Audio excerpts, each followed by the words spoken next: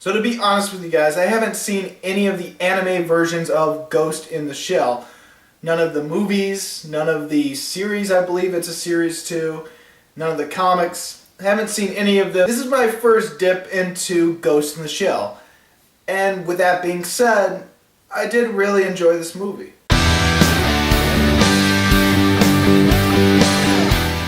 So as you probably have guessed, Ghost in the Shell is an American live-action remake of an anime.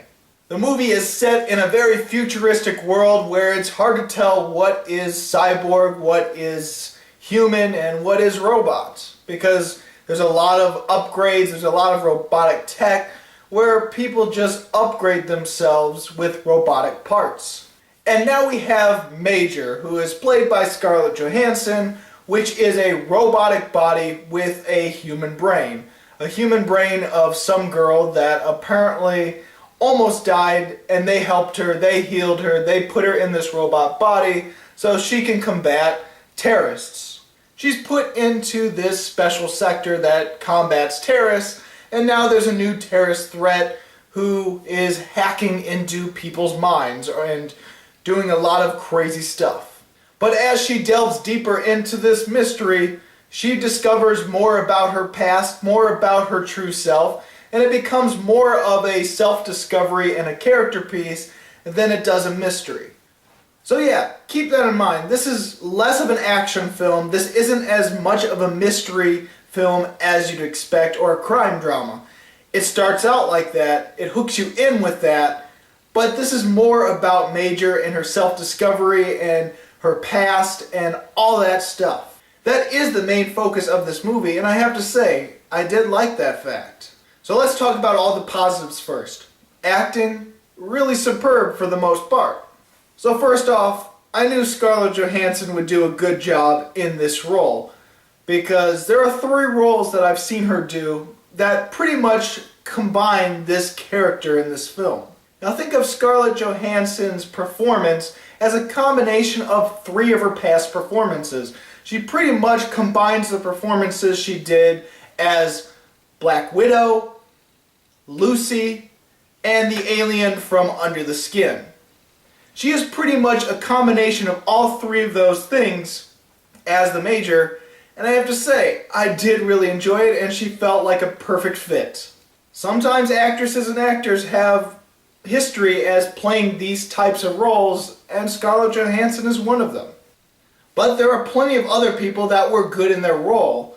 I'm never going to be able to pronounce this name right unless I read it somewhere or hear it said. But this guy who played Bato, he was actually really good as well, and I liked his sidekick character. I liked him in this movie as well. I liked the supposed villain Kuze, who is played by Michael Pitt.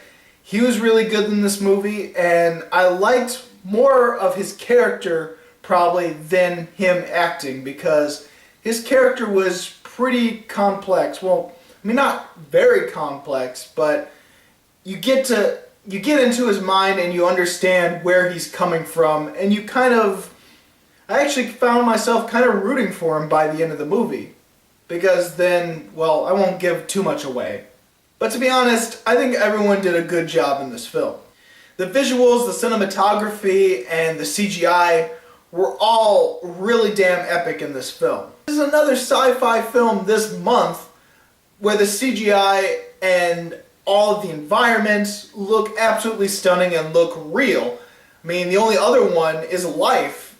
Just like when I saw Life, all the CGI, all the environments look like they fit and look like all the actors and actresses fit in this world. And I have to say, this is some of the best CGI I've seen. This is yet another really great CGI movie. The only difference with this compared to Life is there is one moment where we get a CGI Scarlett Johansson running away from this spider bot that's shooting at her, and it looked really fakey. They did try to conceal that fact a little bit by having all this smoke appear as the bullets are hitting the cinder block and things are collapsing, and so there's this smoke that's concealing her as she's running up this falling bridge.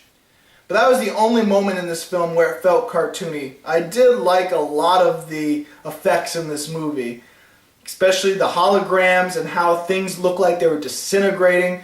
When she does this deep dive and goes into the mind of this robot that is pretty much destroyed or is decaying, well, it's like all the memories that she's going through is decaying as well as this robot's being, well, destroyed in a way. I like that effect. It was really cool. And there is some really great cool moments in the cinematography and the things that looked really cool in the trailer, because I have to say, if it wasn't for one thing at the end of the trailer, this trailer was pretty much a masterpiece, or one of my favorite trailers that I've seen of all the movies that are coming out this year. The cool shots in that trailer are so quick and such small moments in the cinematography. They still look cool, but it's really not as epic or not as broad or important as the trailer makes it look out to be. Like this one moment, this one shot in the trailer where this guy is reloading a Magnum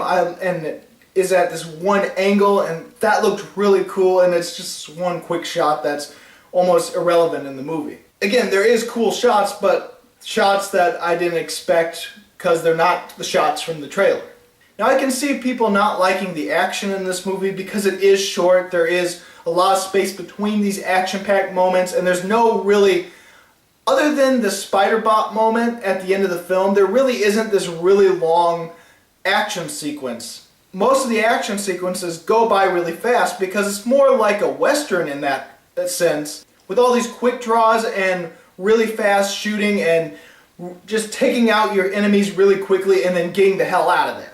And we are kind of spoiled with movies like John Wick 2, where we see this really long, fluid action, and when there's editing in some of these moments that look just as cool or would be cool if it was more John Wick style, we get a little disappointed when it's not like that. But I did like the action in this movie, and it was really good.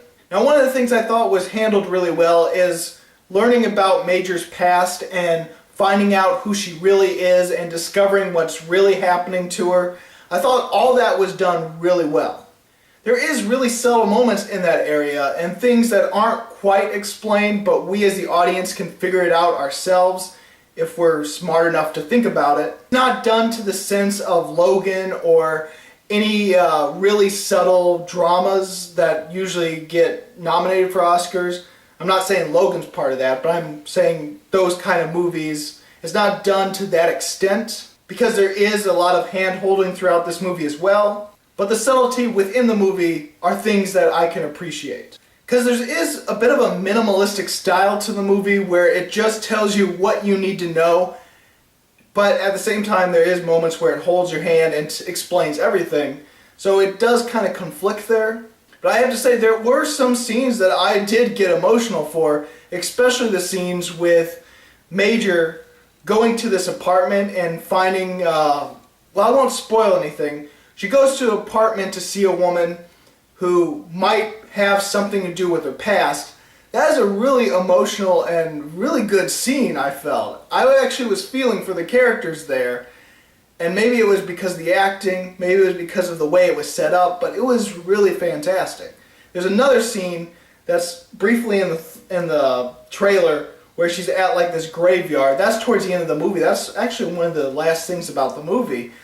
Those two scenes were emotional and they hit home. So ultimately there's a lot of technical aspects to it, a lot of little subtle things that I loved about the film, and I did love the action. There are a few things that were a little bit of a disappointment for me. For one, the movie is downright predictable. I understood what was going to happen throughout the entirety of the film, and that could be a bit of a bummer. Now honestly, I don't know what the anime is like. I know that the anime really inspired a lot of movies. And when that kind of thing happens, when they actually remake something that's inspired so many other films, then that remake seems like a very predictable by-the-numbers movie by the time they remake it.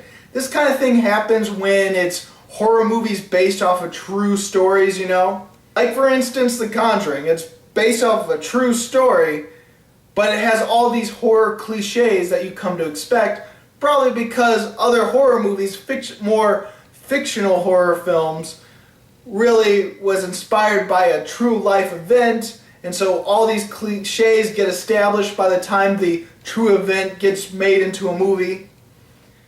I have a feeling that kind of thing might have happened with Ghost in the Shell, but still, it was actually done in an acceptable way that I did find myself enjoying it, even though it was predictable. And it doesn't help that the trailer had more of a... Do you remember the trailer for Oblivion? That's what Ghost in the Shell felt like for me when I saw that trailer. I love that trailer, but when it gets to the end of the trailer, it felt like, oh, this is a whole Oblivion thing where it's like the bad guys really aren't the bad guys and the people you're working for are really the bad guys. The trailer gives that away. And I have to say, this is another movie where the editing really hurt the film. And it's not to do with pacing, it's not to do with cuts in an action sequence, because when cuts were done in an action sequence, it felt legitimate and it felt decent enough where it wasn't a problem. It wasn't an issue for me.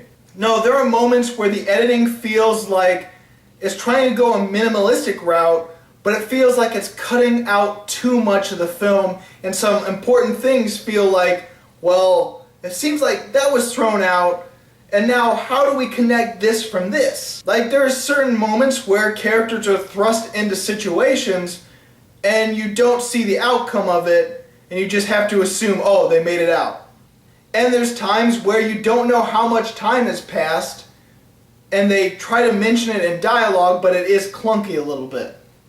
So I do feel there is some missing scenes in this movie and some editing issues with the film. Other than that, I honestly really enjoyed Ghost in the Shell, and I found myself really impressed with it. I'm going to give Ghost in the Shell 4 stars. So did you see Ghost in the Shell? What'd you think about it? Go ahead and comment below. And if you like this video and you want to see more, please subscribe and check out my movie reviews of 2015, 2016, or 2017. As always, this is Bruce Gifford, and this was Just My Opinion.